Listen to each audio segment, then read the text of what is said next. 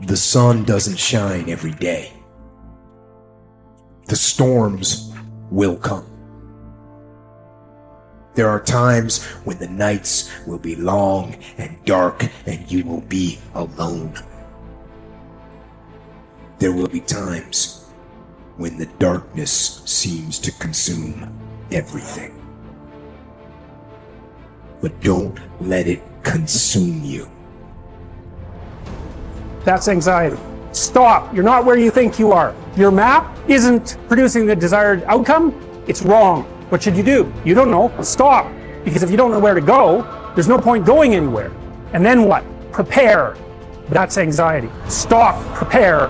Well, people hate that because, well, for obvious reasons. Prepare. For what? Everything. Very, very demanding psychophysiologically. And that's also something that's really worth knowing. It's like anxiety isn't just a psychological state that's unpleasant. It's like you're revved up and you're burning resources like mad. And you're in a biochemical state such that's optimized for quick action, but that's toxic if you inhabit it for any length of time. So not knowing what to do, that is not good. And it isn't just that it makes you feel bad. It's you're running your machinery faster than you can replenish it. For some reason, there is this facade that life should be full of happiness and without its suffering, which actually makes us suffer even more. Because when we get sad or something bad happens, we do not only feel bad about the thing itself, but we also feel bad because our life is not the way it is supposed to be. Not realizing suffering and sadness is just a part of life, and they're inevitable. Unless you learn your lesson, it will keep hurting. Not only it will never stop, it will also keep increasing the amount, so you won't get used to it. And it doesn't matter how you get knocked down in life, because that's going to happen. All that matters is that you got to get up. You have to get up. Whatever experience you're having right now, it has not come to stay. It has come to pass. Sometimes you have to just back up and go within yourself and pray and meditate and recharge your batteries. Go away, clear your head, and then come back and look at it from a different vantage point. Don't operate while you are under the spell or the effect of what's going on. Don't allow your emotions to control you. We are emotional, but you want to begin to discipline your emotion. If you don't discipline and contain your emotions, they will use you. You don't have to force yourself or motivate yourself to think negatively, to be depressed, to beat yourself up over the head, to feel loaded with guilt. You don't have to make any effort to do that. Your mind is on automatic. It will do that by itself. But if you want to begin to move into your own personal greatness, you've got to be willing to go against the tide. You've got to be willing to harness your will and say, in spite of this, I'm in control here. I'm not going to let this get me down. I'm not going to let this destroy me. I'm coming back. The same situation can either be perceived as a lead ball chained to your feet or as wings growing out of your shoulder blades. How you interpret the challenge is crucial to your success of overcoming it. Ultimately, it's never the challenges that matter, but how you perceive them. If you work at that which is before you, following right reason seriously, vigorously, calmly, without allowing anything else to distract you, but keeping your divine part pure, as if you should be bound to give it back immediately. If you hold to this, expecting nothing, fearing nothing, but satisfied with your present activity according to nature, and with heroic truth in every word and sound which you utter, you will live happy. And there is no one who is able to prevent this.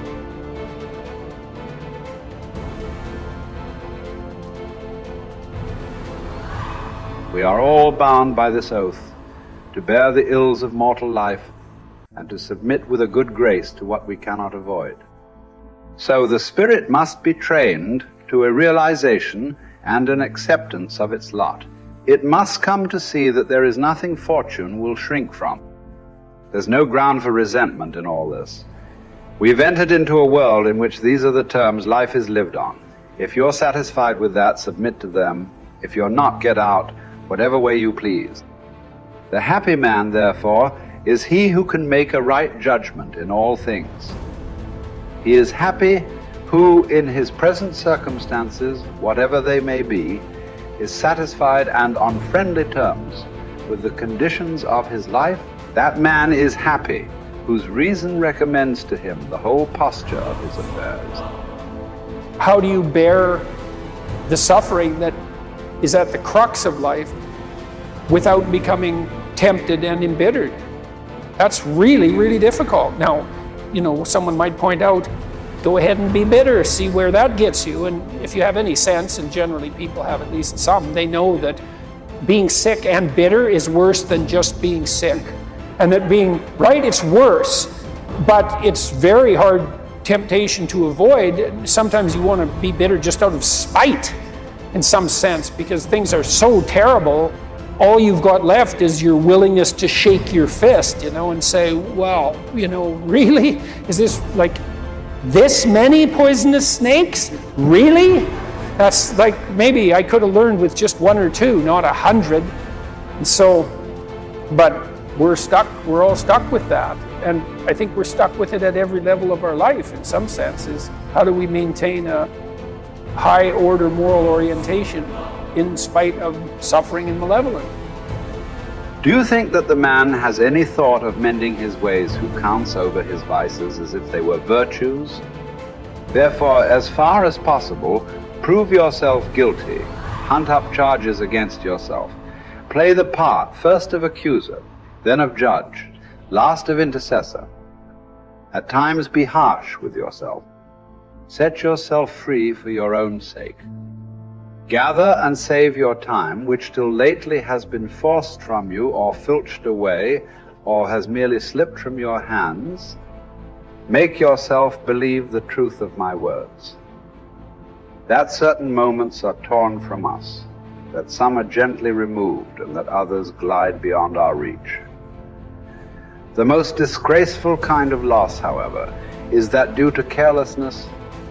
Furthermore, if you will pay close heed to the problem, you will find that the largest portion of our life passes while we are doing ill, a goodly share while we are doing nothing, and the whole while we are doing that which is not to the purpose. What man can you show me who places any value on his time, who reckons the worth of each day, who understands that he is dying daily? For we are mistaken when we look forward to death. The major portion of death has already passed. Whatever years be behind us are in death's hands.